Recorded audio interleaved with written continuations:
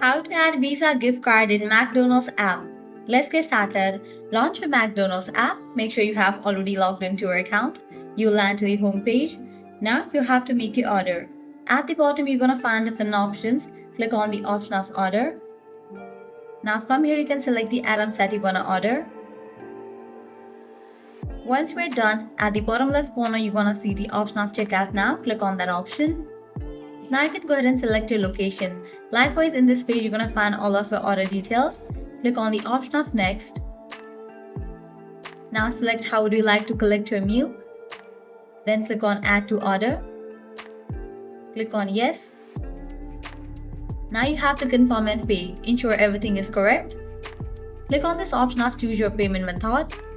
Different options will appear: GrabPay, Boost, Malaysian e-banking, and then debit or credit card. Click on the option of debit or credit card, then provide your Visa gift card details, card number, CVV, expiration date, and then click on done. With that, you have just used Visa gift card as the payment method. So this is how you can easily add Visa gift card in McDonald's app. At the end, if you guys find this video helpful, don't forget to like, share, and subscribe to our channel. Thanks for watching.